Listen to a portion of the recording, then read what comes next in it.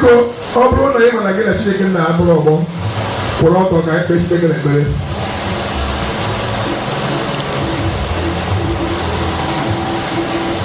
Ọ bụ n'aha Jizọs. Thank you, Jesus. Thank you, my Lord, whatever I am now. It is by your grace. Many have dying and many have perishing. Whatever I am now, it is by your grace. Thank you, Jesus. Thank you, my Lord. Whatever I am now, it is by your grace. Many are dying, many are perishing. For whatever we are now, it is by your grace. Now, happy Jesus. Dependable God, we thank you. We give you praise, for there is none like you. That you will set preeminent in the name of Jesus. That what we do without you, that is why we are representing you this hour. We are telling you, oh Lord, you are the chairman. Come and take charge in the name of Jesus. We pray all the angels in heaven to come and take charge this afternoon. That everything we are going to do will be according to your way. That we are saying thank you over our lives for those that are here now. Papa King of Glory, we are saying thank you. There are some that died last night. There are people that just died now. But we are here standing to say thank you for the life you have given to us. In the name of Jesus. We appreciate of everything you have done for us and our family. Daddy, oh Lord, as we have gathered, oh Lord, whatever we are going to do will be according to your will, according to your purpose, according to your direction. In the name of Jesus. Daddy, we are bringing as many that are still on the way coming. We are handing them on to you, oh Lord. Protect and guide them, bring them here safe and sound. That at the end of today's gathering, that we have the cause to say thank you, Jesus. We will not lose anybody. We will not reach home and they will call to tell you, do you know that person you are seated by? The side is gone. It will not be our portion in of Jesus. Accidents will not be your portion. In this month of Umba month, they will not see your blood. Neither will they see the blood of your family. In the name of Jesus. And we pray for the organizers of this program. Jehovah will lift you high. Bringing the Igbo language into our lives and making us together. We are saying that the Lord Almighty will catapult you to the next level. In the name of Jesus Christ. Thank you, Abba Father. In Jesus' mighty name we have prayed. I cover each and every one of us here with the blood of Jesus. Blood of Jesus in everything we are going to do. In the name of God the Father, and of the Son, and of the Holy Spirit. In Jesus' mighty name we have prayed. Please, as we keep standing, let us observe a minute silence for our late Eze. Gerard Njoko, Eze Igbo Ijegomo, who is Secretary of the Muslim Community in he is supposed to be here today. He is the rural leader in the Muslim community. He control in them. Oya wo titi kori Igbo, oya keji lórí ọtí, ọ̀nà ìjẹ, ọ̀nà òkúròkú, ọ̀nà àníìfẹ́, ọ̀nà àlùwẹ̀lù. Mọbụrụ ijide na ọjị, ịmadụ ijide n'igbo kọlchọ, mana dịka ọ dị n'ụbọchị taa, ụmụ nwaanyị na-abụ igosipụta omenala nke ejiri mara ndị Igbo. Taa ka ọ mara taa n'ụzide na ọ na-edubata ndị mmadụ n'ọjị, mana taa ndị mmadụ na-edubata ya n'ọjị. Taa a na-edubata n'ọjị. Maka na onye pụtara n'eze ruo ya aka.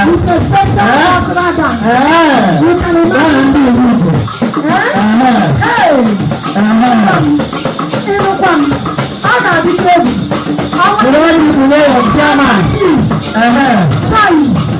Omenala Igbo ga-adị. Omenala Igbo ga-adị. You are highly welcome. None. We welcome everyone.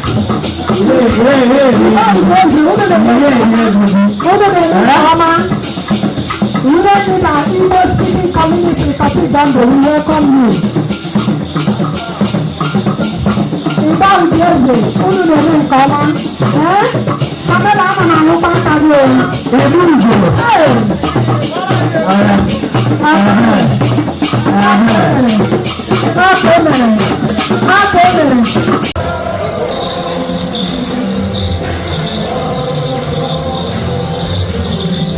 aka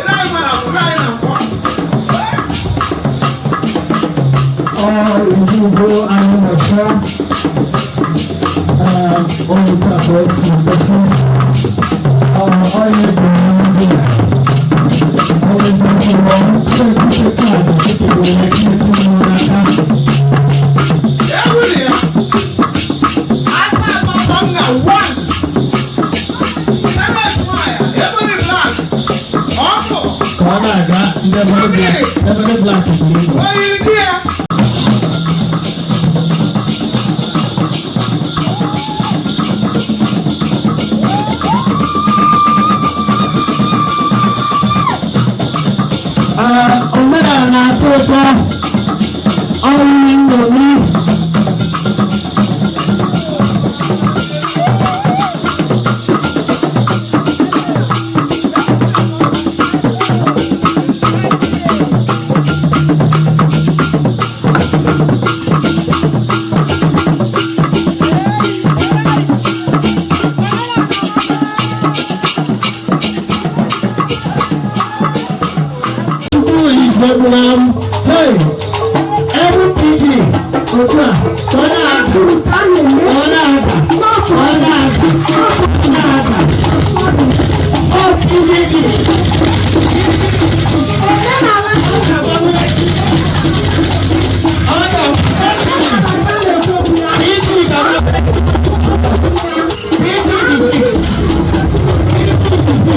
President of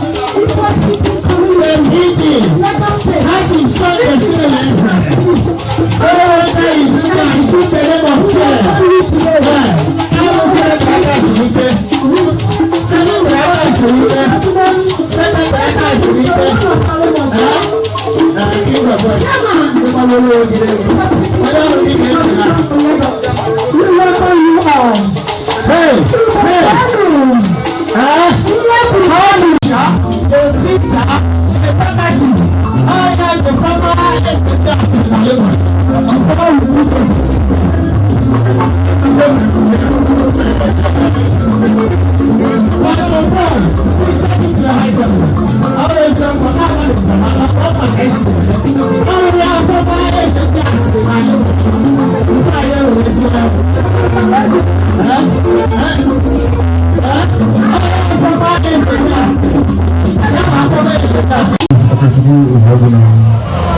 Chairman, Igbo speaking community, Lagos State.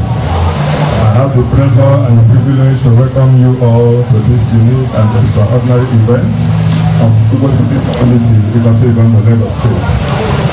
I sincerely salute our elders, our special distinguished guests, and everyone who is present here today. We consider this gathering an important one. We make it this occasion. I appreciate you all. Continue. Permit me to welcome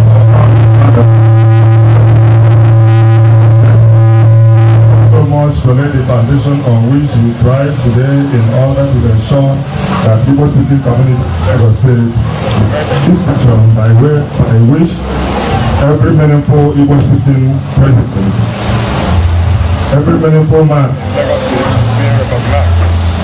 What's down on the mic? God reward your effort. The present serving Igbo speaking president, son president. I salute you, sir. To this effect, today being the 11th of December 2021, Igbo speaking community, the Igbo chapter is born and will be inaugurated and has been inaugurated. It has come to stay for the good of all Igbos in this locality and is a virus. To God be the glory. With a heart full of gratitude and appreciation to God Almighty, as we witness the inauguration, the executive of the Igbo speaking community. Today, we thought it wise to honor and appreciate some of our distinguished sons and daughters of Igbo land and sons and daughters of the soil who has contributed to the development of the society at large with an award of excellence and appreciation.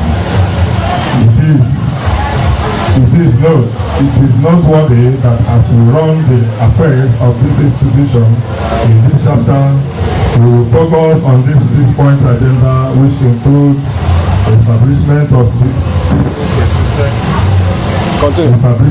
peaceful coexistence between Igbos in the Igbo and their hosts and their neighbors. The security of our members and all Igbos in this local government and beyond. The good welfare of our members, women empowerment, skill acquisitions, seminar to enhance quality living, taking care of our aged people and the next is also our priority. We also engage our members in a master partner to eradicate poverty in the society. These and many are the agenda and goals of this novel chapter. We therefore appeal to all and sundry to kindly support us financially towards the accreditation of the Prince. Finally, I appreciate all members and the executive of Igbo speaking community who has contributed immensely to the Chairman Igbo speaking community. I have the pleasure.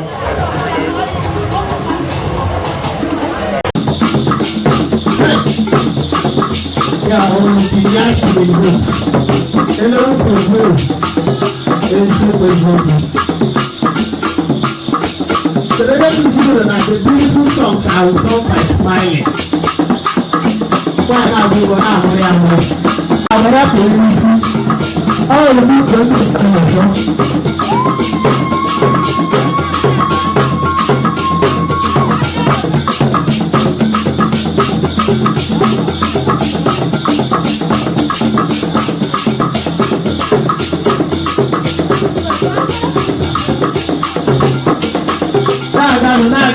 Kano.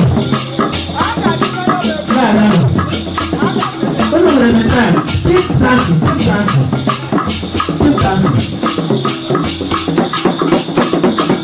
Every person on the people sitting right here, person on the here, live on the side here. All celebration time there, I didn't do them. I just can't do that.